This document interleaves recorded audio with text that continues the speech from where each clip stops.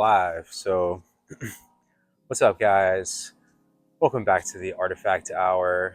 I believe this is episode number 10. Coming back from a long hiatus. We've had a couple years off. We've had a lot of changes and transitions in life since that point. But we thought it was appropriate to come back and kind of like tell our story and show more of like a long format, behind the scenes kind of thing of like what we're doing, where we're at, where we've been, where we're going, what we're working on now, and just like some of our thoughts about life, life on the road, etc. So my name's Ryan. I'm going to be the artist painting today, working on this beautiful toad painting. It's commissioned for a friend of mine named Matthew. Thank you very much to Matthew for commissioning this painting here and allowing me like full creative freedom to just like run with my crazy ideas. So we'll get into all that. I want to introduce my co-host and producer behind the scenes over here, Audrey Tessero. Audrey, you want to come say hi? Hey guys! Hello! Happy to be back. It's been a minute, but we're excited to get this going again and just, as he said, pull you back into our world because it's very colorful. So I'll be behind the scenes today. Yeah, we're kind of like test running this a lot. It's an experiment for us as much as it is. We call it a paint cast. We paint while we talk. So if it's a little bit clunky, we're working out some like technical like difficulties and stuff. Just like, it's gonna be more organic and loose. We're not very formal when it comes to this segment. This is more of like our laid back, casual, in the studio kind of behind the scenes sort of thing. So I'm just mixing up some paints and stuff while I'm talking. Making sure my airbrush is working, got all my goods. All right, we're in it. So where are we at? We are in Miami, Florida. More specifically, we're in Homestead, Florida, which is south of Miami, about 30 minutes or so south of the city. And we've been down here for the last 2 months, since Art Basel, which was back in like early December. We packed our stuff and drove down here from Rhode Island, which is where our studio, one of our studio space is currently located. One of our studios. And we came down here and we kind of settled in with some family temporarily and created a little mock studio situation here in the backyard, and then in the garage, and kind of utilize the space that we have to create and paint and design and work on a bunch of different projects behind the scenes, as well as painting in the city, painting in Wynwood. We took a trip to Puerto Rico. We have a road trip back up north that we're doing soon. So like we've been all over the place. Truth is, like, what initially brought me down here, what brought both of us down here, combination of things. It's not necessarily all work. It's more, I think, personal reasons more than anything. For one, I have a autoimmune condition called psoriasis. This is like this redness and soreness on my skin that I've had since my entire adult life. I've had it since I was 18 years old.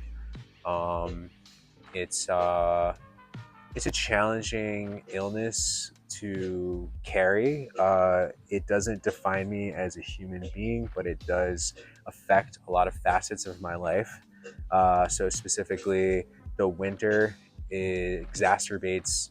It's really harsh on my immune system. It exacerbates the condition and the symptoms a lot, and I'm working through a variety of natural remedies to try to address the cure and the cause of the illness, as opposed to band-aiding the symptoms with pharmaceuticals, which I did for like over a decade, or more. So that's my story in a nutshell. I'm not going to get too into the personal side of things. Everybody has a story when it comes to health and wellness, and for me, that part of my life is very much crossed over into my artistic and creative practice. So it's something that I have to talk about and have to include in my work, because I've been kind of like on hiatus a little bit, working through some of those personal health challenges, and I'm happy to say I've had like really good results, and I'm really improving. My symptoms are in remission. I'm doing well, totally natural, and very much thanks to the climate and weather here in Florida.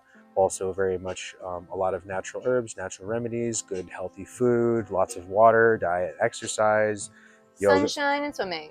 Yep, yoga and meditation, a lot of salt water, and a lot of just like trying to just like stay chill and stress free, but also work on my personal vessel and my personal self so that I can be a better vessel and better channel in which to create artwork for my clients, my friends, my family, just to be a better human, like all of it, you know. So it all kind of, it's all in one in a sense. As a human being, I'm only, my creations are only as good as the creator. So I have to be more, treat my body better and be healthier and be more mindful, and not beating myself up in my creative process. Basically, like not working myself to death, you know, and trying to balance the work life, you know, balance. I'm very proud of you duality for those changes, because I know it's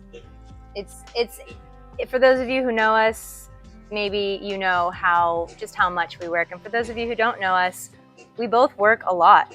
And so to make that shift from, you know, kind of pushing, I would say a little sometimes a little too much, to kind of leaning back a little bit and taking the foot off the gas, I guess. That's really hard. I think a lot of us maybe can agree that it's really hard to do that when we're just conditioned and used to it, or just the environment and the economy and everything it feels like it forces us to, but yeah, to what end, you know? especially running like a creative business in 2026, it's like, it's kind of gnarly. Like our industry just fluctuates a lot. Like the market, you know, a lot of the current events definitely like affect a lot of us, in terms of like our ability to create sustainable businesses and sustainable lives for ourselves. Oh yeah.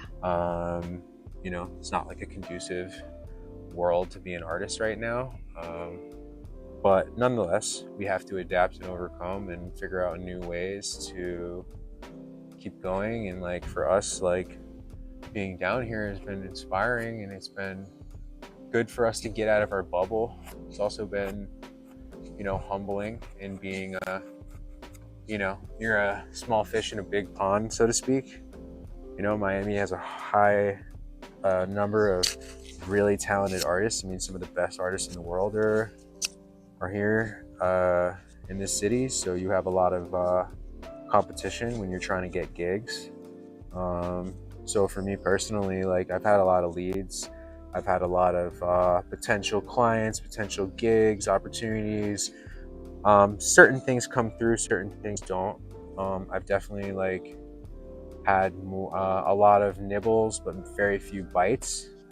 And so like metaphorically catching fish, you know, it's hasn't, you know, been a whole lot of catches, but the lesson is I've created a ton of art regardless, and it's forced me into this personal space where I've been doing a lot more commissions in canvases and studio work, as opposed to like typically I do like a lot of murals, and that's like what people know me for most. In these current times, like I've been pushed back to fine art, and I love it so much. Like what I'm painting right now is exactly what I want to be painting. It's what I've been missing out on, and it's what, you know, this particular person you know, was saying, you know, this is like what you're known for. This is the art I love from you the best, is sort of these, I call them like these urban shamanistic characters that are like archetypes. They're like representations of ideas or spirits or entities, or like they're a made up fictional fantasy character. And I like kind of combining this like textured graffiti abstract style, which is the background, the cosmic space, the void, the, you know, the earth, the sun, all of that, those elements, which are all done with aerosol spray paints. And then I place the character on top in this environment and kind of give it this like comic book kind of graphic style that I do with acrylic paints, which I'm using right now. And then I use a bunch of paint markers, things like this. The acrylics I'm using are golden acrylics. They're these little fluid acrylics that are really, really good They're for amazing. line work and little details. That's kind of the point I'm at right now. I'll be honest, I'm like 95% done through this painting, so you are getting like the last like little details here, but at least there's a lot for me to talk about. It's not exactly so exciting in terms of the progress I'm making. It's going to be like slow and steady here, but I hope it's like visually engaging nonetheless, or at least interesting to look at. Of course. Are you kidding me? Yeah, no, I never know. I feel like paintings move at a snail's pace sometimes, and like, you know, Yes, they do. And ironically, to pull it all in about, the journey and where we've been, and I didn't look, but it's been at least like a year and a half, I want to say, if not 2 years since we did one of these episodes. Yeah, 2024, back in Worcester, Massachusetts. So. Okay, and at our old studio in Tatnick Square. That makes sense. That was like our last iteration of the Artifakt Hour.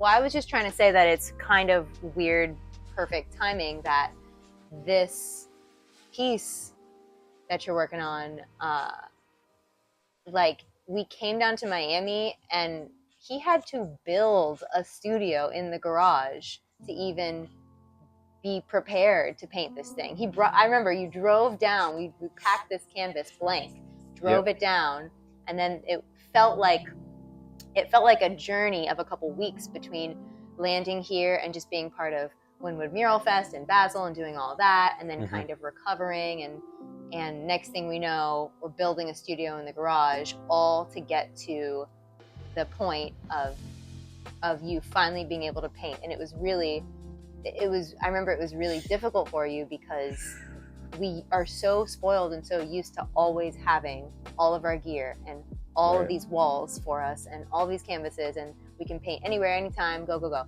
But it didn't feel that way when we first got here. It felt like there was a lot of preparation and work that needed to be done before you could just paint. Right. It felt like there was an obstacle. So yeah, let's get to the story, right? So, but real quick though, just trying to say, and then you can tell the beginning of the story, that it's weird that this is the piece that we came down here with it blank.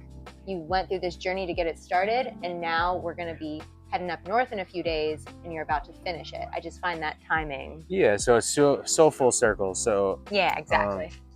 I'll get into it. The piece is called Bufo. It's based on the Bufo alvarius toad, or the Colorado River toad, whichever you prefer. Bear with me here because I'm no scientist or anything, but basically this toad secretes a certain venom that has a psychedelic compound called 5-MeO-DMT, which is you can look it up if you want to know more information about it. This isn't that type of podcast, but they're out there. But basically it was served to me and through a friend, and it's used as a medicine for I would say the ego. Well said. It's something that for me helped me break through certain obstacles that I was having mentally, emotionally, that were holding me back in my process of healing. So for me, what I found through my journey is that my nature of my condition is not necessarily all physical, but there is a huge mental and emotional element to it. So that being said, through a series of events, I was, led to this particular practice, if you will.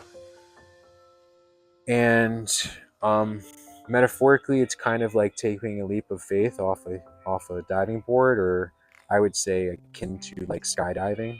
You know, I've never been skydiving, but it's a huge leap of faith you're taking. And I don't want to get again too into the process of how it's done, but I'm more interested in the experience. So for me personally, this experience was very therapeutic and very cathartic and very loving and very beautiful. For me, it felt as though I had a very profound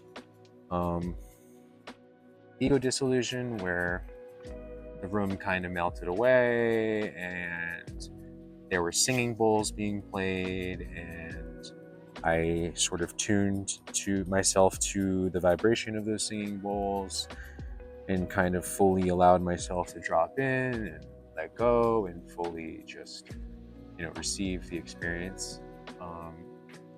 And at that point I was really honestly taken very, very, very far away place.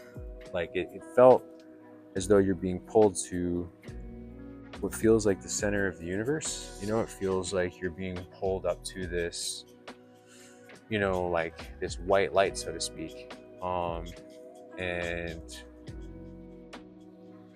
it can feel simultaneously this like all oneness, this all knowing, this all being, that it feels as though your soul has very much left your body and is merging with this this spirit.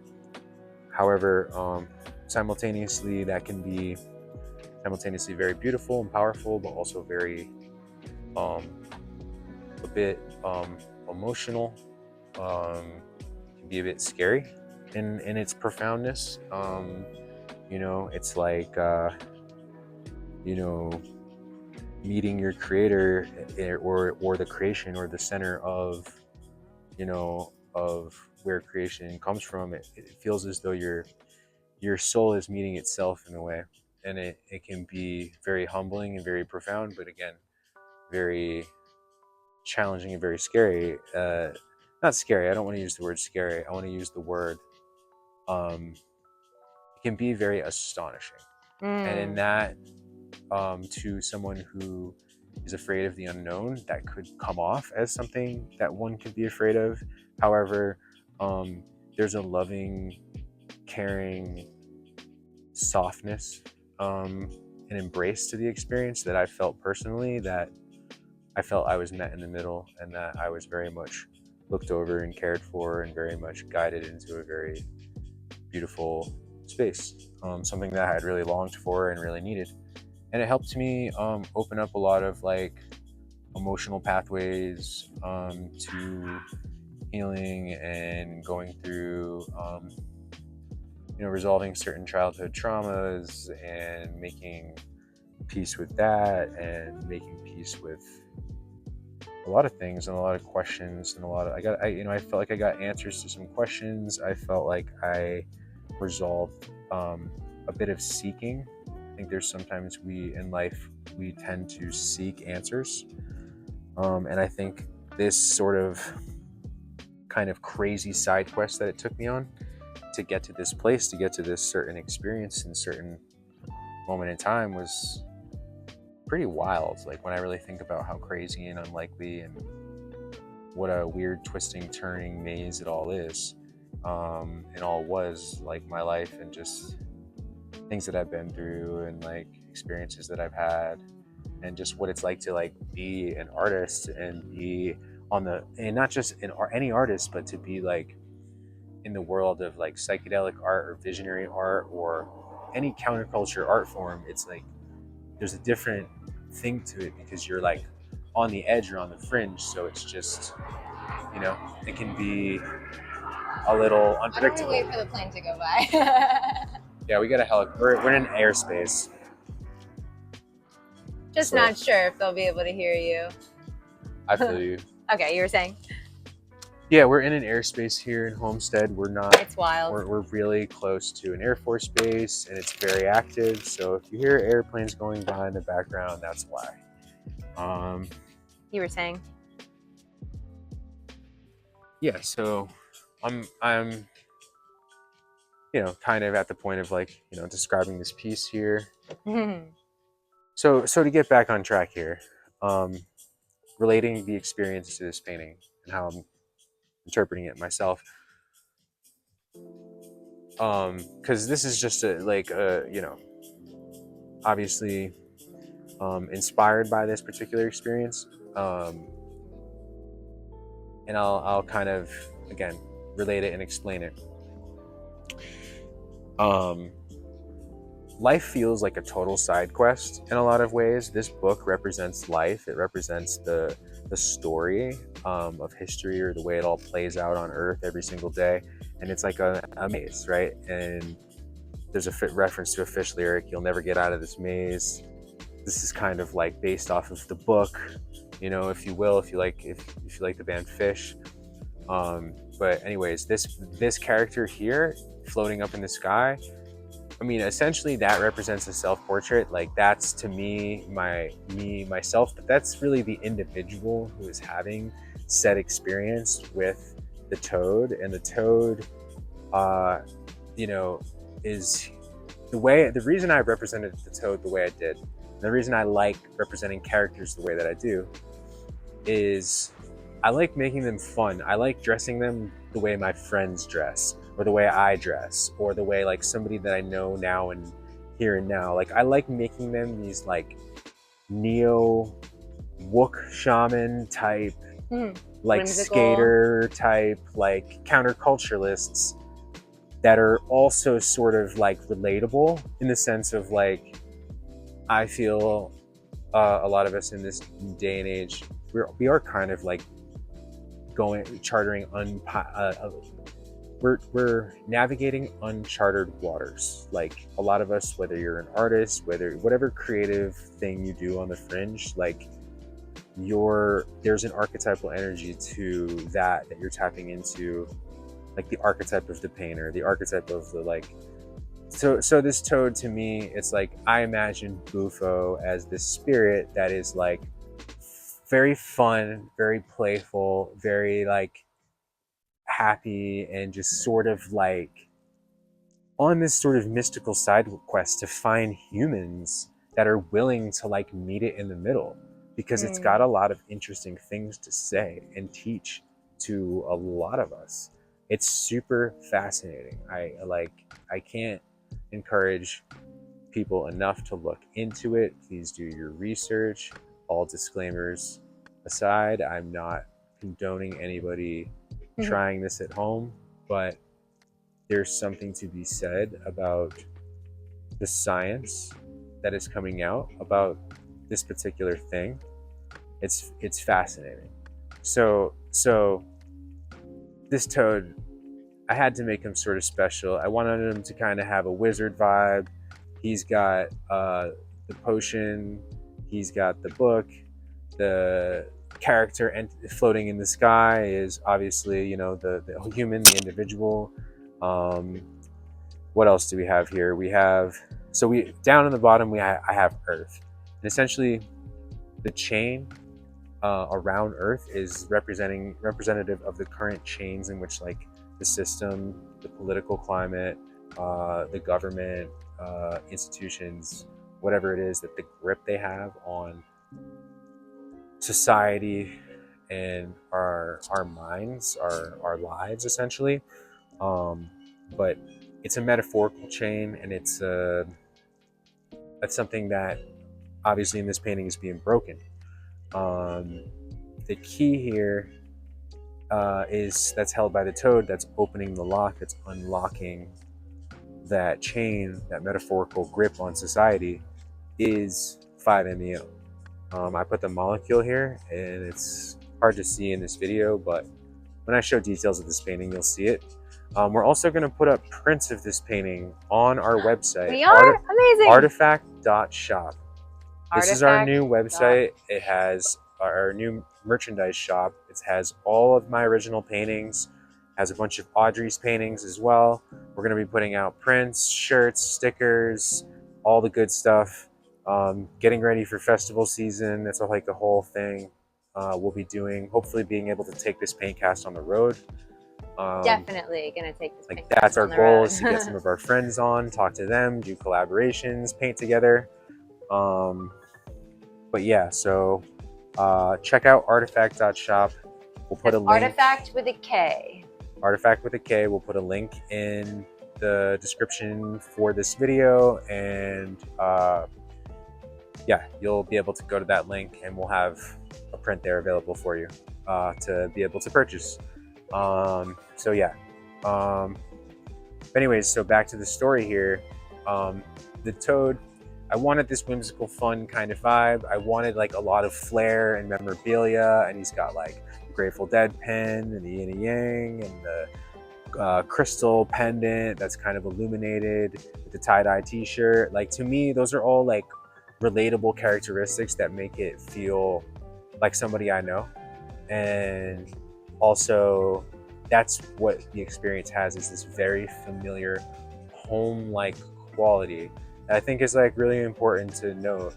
It feels like being home in a way that it's like a big hug from the universe, like welcoming you back after like a long trip or something like that. Like, it's really impossible to describe, but it's sort of, to me, like this love that I think we're all looking for, like in this validation and this acceptance that we're enough and that we belong and we have a place and we're okay, and that everything will be okay as long as, you know, the answers are really in silence and stillness and in nature, and like it provides everything that we need to heal ourselves and our bodies and our minds. And you know, so that's what I've learned from my particular journey. I invite you to figure it out for yourself. So that's what this painting, like, I try to spark the conversation with my paintings, you know. I want the painting to open something up in someone to say, wow, that painting's really dope. What's it all about? Well, you see, you know, and there is the wormhole, you know. These are gateways into conversations and spreading messages. But also just like, you know, it's more than just cool, funky, you know, fun little characters, but it's also that too. You know, you don't want to, like, I felt like when I first was commissioned for this painting, I was really taking it like super seriously. And I was really like, You were. I felt like everything, like I had such a beautiful, profound experience that, like, to articulate it into art felt like this daunting task where I had to like summarize every, like, it's like summarizing every book you ever read, every movie you ever saw, like all the most beautiful love stories, this and that, like, and trying to like compress it all into like one piece to just like say it all. And it's also, like, not to get too personal, it's but I impossible. was witnessing you, like the timing was weird because we were kind of moving and shifting right after your experience, and all anybody wants to do after a beautiful and intense experience like that is get some time to process that experience, and like you needed to paint this to be a part of that integration Sure, and processing. absolutely. So this is like a huge part of that continued integration, which takes like weeks and months after It takes however long it the takes. experience. Like, I'm not gonna lie, it definitely has a very reverberation quality where other things in my life, it kind of stays with you, in the sense that I have moments in my life where, like, say I'm like going for a run and I'm like getting a lot of oxygen pumping and I get this like runner's high and I kind of get this glow that kind of brings me back to this place. Or you know, I do a sauna almost every day, like a little steam bath thing. And when I do that, sometimes when I drop into it and the heat gets flowing and stuff, and my blood gets flowing, it's like certain things will trigger these certain flashes that remind you of the space, you know. And it's a process. Like, the whole thing in life, like, it's really this 15-minute experience, but it lasts. It's really, you know, that's the core of it. But what happens is later on, like, it really takes months to process and fully integrate into your life. And so this was something that, you know, a occurred right before this move and transition, and now being integrated into. I've shifted. I've spent this time since really just working on myself and my personal practices, almost as much, if not more, than my creative practices, and that's kind of feeds the other. And one feeds the other. It's all the same, but that's a huge change in my life. And I hate to say it, it's hard for me to be not constantly productive, constantly producing. Like, I feel like I'm known for having this certain prolific amount of output where I'm constantly producing, but sometimes it's at a detriment where it's maybe I'm not always filling my cup. I'm always if I'm always draining it and trying to do everything. I was about to say that you can't give from an empty cup is that expression, and we've used it a lot lately where it's you gotta fill your own cup before you can give someone else from your cup. Otherwise there's nothing, you're not giving anybody anything. It's all run dry. Right. And I found myself there many times. So yeah, it's caused a big ripple and change in my life to be a little more focused on just taking care of myself. And I just learned that the lesson here is that artists kind of typically have this rock star sort of there's this mythos of the rock star artist, or especially in the graffiti world or the festival world, that sometimes people don't always take care of themselves, and it can be detrimental potentially. They burn fast, but they fade away, and it's kind of one of these things that it's it happens to a lot of talented people, and I felt it happening to myself at one point. How could I even keep up or keep outdoing myself? That was the problem. I was looking at it as some kind of competition with myself more than anybody, but who was really driving that ship, or who was really forcing my hand at the end of the day? It was me, trying to validate myself through I'm an artist, I create stuff, and okay, if I'm not creating, what am I? Who am I? Am I still good enough? Am I still worthy of love, even if I have no art going on, or no jobs, or nothing? And the answer is a resounding yes. For sure. And it takes time to develop that muscle, I guess. And I don't know, maybe it's just something that for me, I have a maybe a bit of I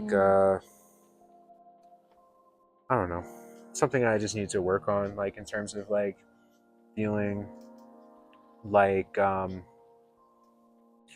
I'm good enough beyond what I create or what I'm producing, or that it's a performance thing. If I'm not performing, am I still, if I'm not painting right now, am I still worthy of talking on camera and expressing how I feel without creating something for your enjoyment?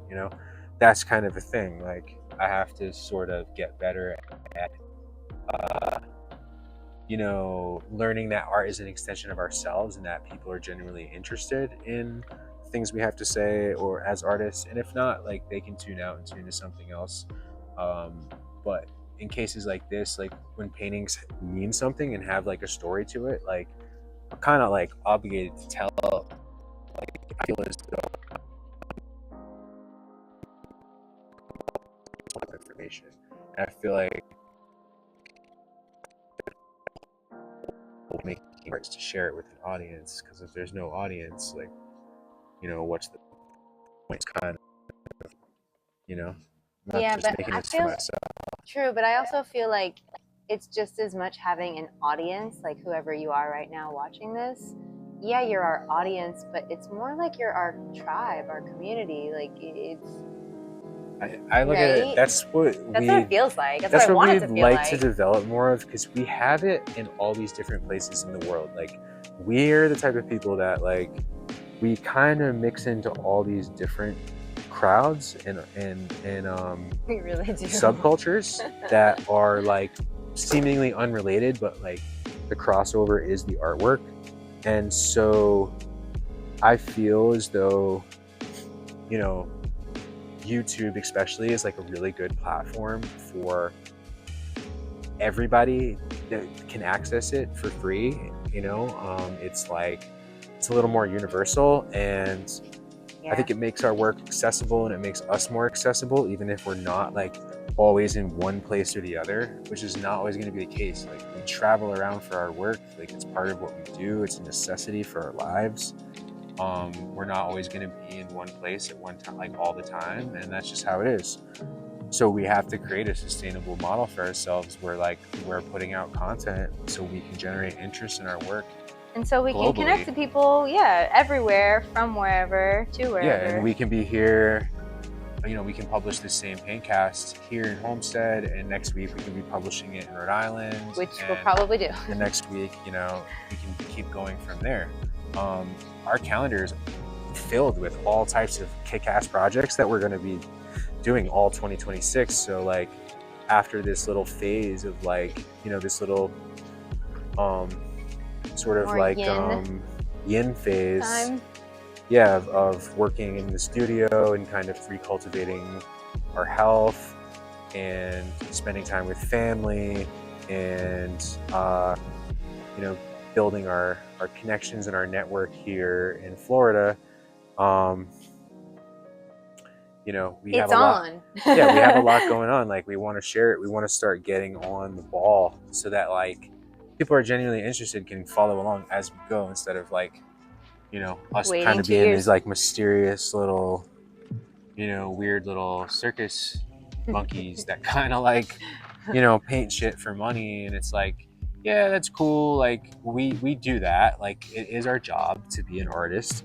But outside of that, like, we're human beings, and we're trying to, you know, kind of level with our audience and find a way that we can like let people in, but also like maintain a level of professionalism where like, you know, like I want to keep it 100. Like, this is a client piece right now. This is a job I'm working right now. You know, I'm creating for another person, and you know, this painting already has a home. Unfortunately, for anyone who is interested in this work, it's already been sold. Like you said, we'll have I do commissions. I am going to be painting a lot more of this style of work, these surrealist characters, because I just think they're funky and awesome. It's something I used to do a lot of back in the day, and it's something I'm kind of bringing back because there's a demand, and it's like, it kind of is my thing, and I realize, you know, it really is your thing. I just need to keep running with that and not be questioning it sometimes. Not that I was ever questioning it. Like, we just go through phases in life. Like, I was doing my mural thing for a lot of years. That was where the demand for my work was. And now that things are shifting. It was the bread and butter. Yeah, right. And now that things but it honed certain things and certain techniques and skills. But now I think I'm falling back more into like, what do I do? Who am I as an artist? What is my style? What is my voice? What is my bread and butter? What's my thing, you know? It almost seems full circle to me. Like you're coming back to a thing you used to do, but with not newly acquired skills, but kind of like a wealth of years of experience of just doing things on such a big scale. Well, I'll put it this way, right? This painting took me like 2 months since I started when I got down here. For the first couple weeks, I couldn't even start. I was trying to figure out, what am I going to do? And I toiled back and forth over designs. It took us about 2 weeks to get a design down and approved. Maybe even longer than that. Might have taken a month. Like, I'm not even gonna lie. It took a minute. Yeah, I don't even think I was able to start painting until after the new year, right? I am pretty positive that's true. I might have laid a background down, and I knew I was going to do like cosmic stars. But it took me a minute to get started. Like, I had serious artist block. Like, I was like, okay, I know exactly, you know, I was feeling it. I was like, the energy was good, but like, holidays. I hit a certain obstacle. I hit some, like, the universe threw some, you know, some things my way, and I hit a couple obstacles just in getting a certain studio set up and just having the right. Yeah, that's what we were talking about, and I just feel like it was the timing too. The holidays themselves are such an obstacle because, like, I love my family, I love food, I love celebrating, but the way that it's so like commodified and commercialized during the entire month of like December, like, and November, it it's really depleting. It doesn't even feel. Yeah, all that aside, It's tough, and we were just trying to paint and heal and stuff. And all that aside, I just think you encounter resistance as an artist at any point, and like certain times you think, oh, this is no problem, until you start getting into something and you're like, oh, this is a lot harder for me to like essentially create. I can create a big artwork, like a piece like this, in my big comfy studio where I'm comfortable and everything's all organized and arranged just the way I like it. Then the second I take it on the road and all of a sudden I'm painting in the backyard, or I'm painting in a garage, or I'm painting wherever I'm at, it's a lot harder to produce the same quality of work as you would in your ideal settings. It's like playing at home versus playing at an away game, there's just like, it's just harder. So I kind of struggle with that for a second, but eventually I figured out how to like build a wall in the garage, get everything set up so I can spray paint, get some ventilation going. Shout out to my dad, Bert, for helping us get that wall finally. Shout out to the Testeros, for sure, holding it down for us and letting us, take over, kind of let the artists, the monkeys run the circus, Thank you, we love you. So once I got through that process, it was on, I was painting, and once the designs got approved, we were just like, I was just been hyped about it, like, since, like, I've been so happy about this piece. I'm happy to share it, I'm happy to put it out there. I just think it like represents my style, it's where I want to go with things. It's a combination of my influences of like graffiti art, the textures, the rawness, and having those abstract elements, which is like the space, the cosmos, but then having like so much symbology and so many like little hints and Easter eggs and little fun things, which I'm still adding. I really, honestly, there's things I want to go on, and I'm looking at it now that I want to add, but I'll wait, just to think about it a little more. But like, I got this little bundle of stage in here, like that's part of the, the experience that resonated to me, and the kind of the robe, the kicks, the skater kicks, like I don't know. I think of it as something that this archetype is sort of like, I think of this toad as like a messenger. It's simply like a fun little merchant gypsy kind of, that's kind of coming through the cosmos. It just happens to, this very, powerful molecule just happens to come through this silly little toad. It's so random, and it's like, it is. I think it's all like, it's just, to me, it's a funny joke from the cosmos of like, who would have thought, so I just don't judge a book by its cover. Yeah, like, it's seemingly, when I look at the pictures of it, it's just a funny, it's a really funny little character, but I just think they're adorable, and I think they're dope. And so I kind of wanted to have him be like carrying some sort of like fun little playful explorer type vibe, and not be like this like serious, like all-knowing, all-powerful, like, no, just another creature just passing through, trying to get on its way, and has some sort of mission attached to it for whatever reason. Like, it didn't be asked to be given this thing. I also want to point out that the experience isn't actually relevant to the toad itself. There is a synthetic version of the same compound that would, in my belief, produce exactly the exact same experience, separate from the toad entirely. So let's not overemphasize the toad itself and harm this particular species and over harvest, these toads. Like, that's not good for the species or the environment or anything like that, and it's not necessarily relevant. However, and no toads were harmed in the making of this painting. No, they weren't. These are well cared for toads. However, so in this, and again, like, I think it's more a part of the story. I also think that the toad is a relatively new discovery. according to what we know. It was discovered in the 1960s by a Westerner, which also makes it fascinating because the story is kind of being written now as we speak, as opposed to like certain entheogens have like a long history of use and traditions and all this folklore that's sort of like already been established, whereas in this particular case, it's still being written every day, and we're kind of deciding and forming that culture, so to speak, as we go through the practice, and we sort of recreate or create our own rituals based on what we believe to be true or resonate with the experience. So that's fascinating because we have the opportunity to be like participants and not just spectators in something, and that's not always the case. A lot of things have already been kind of like figured out, or like they've been there, done that sort of thing, and you're like, oh man, like 60s were so cool, should have been there, man, and you're like, oh, I missed it, I was born in the 90s, and you're like, it's not, it's totally not the case. This is like a here and now kind of thing.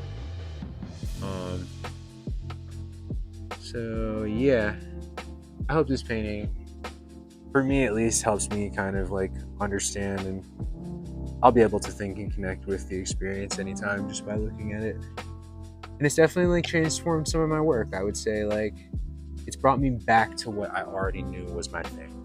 That's really what it did. I don't think it showed me anything I didn't already know or was anything outside of myself. I think it was more bringing me back to who I already was. And a sort of like a remembering of maybe who I was even in like a past life, like way before all of this, like, in a weird way. I know that sounds crazy, but that's really honestly the vibe I get. So yeah, it feels good to be painting the kind of things I want to paint, and having an outlet for that. One of the things I was going to say is like the progression is that back in the day I used to paint paintings like this. It would take me like an entire year to make a painting like this scale of this style. I had a couple really banger paintings that I did back in actually a decade ago in 2016. I did this painting called The Witch Doctor, and I did a painting called The Hive Mind, both in that year, and they took me the majority of the year. I think they took me over a year. And it's like 200 hours, 150, 200 hours.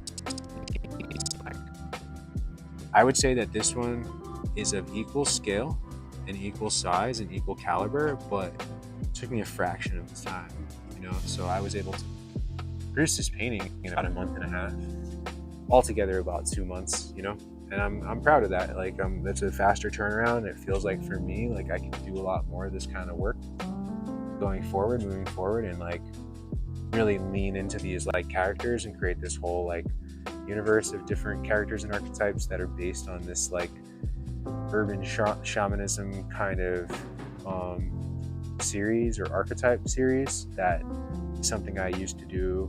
I've been doing my whole artistic career, and something I want to do a lot more of because I have like a million ideas in this direction that I think would work and be super dope. So yeah, I think we've been at it for about an hour. I've talked and talked and talked. We did about 48 minutes, 49 minutes, I think, between the warm-up energy and the battery on our gear.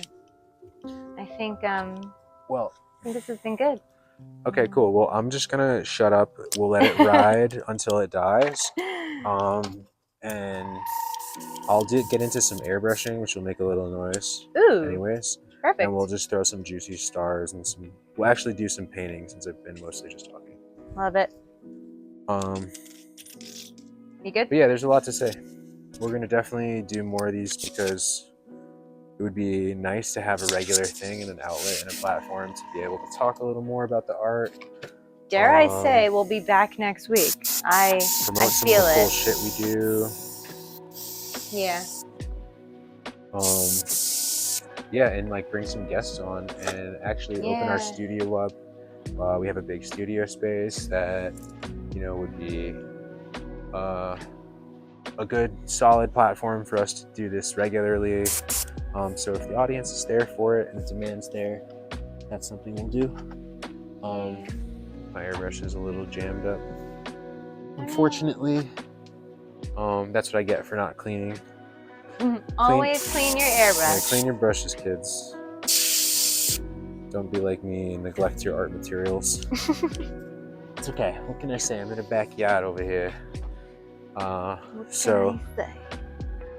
Yeah, I'll keep jamming on this a little bit, unless you want to wrap it up, kid.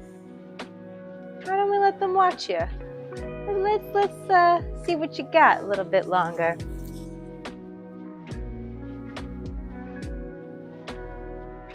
Yeah, so while he's painting, I'll just reiterate that Artifakt Studios that's us, we'll be back in Rhode Island, let's just say for March, and for the spring and summer. I'll say New England because New England, yeah. We're in more places We're all than over. one. Yeah, and New England is so contained. But I was just trying to say we'll be back up there soon, and artifaktstudios.com is getting an awesome revamp right now. That's our portfolio page and where you would go to connect with us and through all of our projects of the past. We just built out new web pages for all of our major projects, so you can kind of review through some of the bigger murals that we've done. So yeah, check that out. Hell yeah. And then artifakt.shop was the other site that he was mentioning, where you can find all of our fine art and prints and merch, and yeah, it's going to be awesome. We're working on it now, and those two sites connect to each other. You can find all this through these links on YouTube and through Instagram and through everywhere, but just wanted to plug those and mention them because we're working really hard. Yeah, just pulling our branding and our marketing together. Like, sometimes when you create art all the time, you slack on actually presenting the things that you've actually created. And I hate to say it, I have a whole archive of work and paintings and murals that I've done, and it's stuff that I wasn't able to really even get to the point of publishing because I was so deep in the creative process that it really just ended up on an archive and a hard drive, never to see the light of day. So those things are changing. We're starting to roll all that stuff out. I've edited, spent hours and hours and hours archiving, filing all of this, editing these clips. So we'll start rolling those things out on social media and Instagram, TikTok, Facebook, all that good stuff. Make sure you follow us and like and subscribe and all the things. All right, or don't. That's okay. That's okay too. We're just here to just put it out there and get caught up to 2026, which is being an artist, which is the content monkeys that we have to be here in this day and age. I'm gonna love it and embrace it as much as possible, but it's not always my natural state to be on camera. This one, however, is a classically theater trained performer, so you are you're born to be a star. No, it's nothing to do with that. I just enjoy it, and I like pulling him into it because we have so much fun together when we do just loosen up on camera. So you're gonna see more of us on camera. All right. So yeah. So I think that's a wrap. Yeah. We out of here. We will see you guys back when we get back up north. Stay tuned for more. The last thing I'm going to plug is Artifakt Supply, our paint shop. We're getting a revamp at Lily's Glass, 648 Park Avenue, Worcester, Massachusetts. We just partnered up with Cobra. So Cobra is going to be our new paint vendor. We're going to be selling Cobra low pressure, high pressure, tall boys, all the goods. They've got over 200 colors. It's quality paint. It's really solid stuff. It's the stuff that I paint with, that I'm going to be painting with moving forward this year in 2026. They're also going to be sponsoring our festival Brick by Brick, which happens June 28th in Worcester, Massachusetts at Lily's Glass. And at the end of June, we'll be repainting the entire building. It'll be the third year of our festival, and we're looking forward to having another bunch of regional 26th, artists out 27th. there. Sorry, June 27th. June 27th. June 27th and 28th. Okay, great. So that's Brick by Brick Festival. It's free to attend for all ages. That's at Lily's Glass in Worcester, Massachusetts. So I think we got it all. yeah. All right, cool. Thank you very much, guys. Peace. Peace.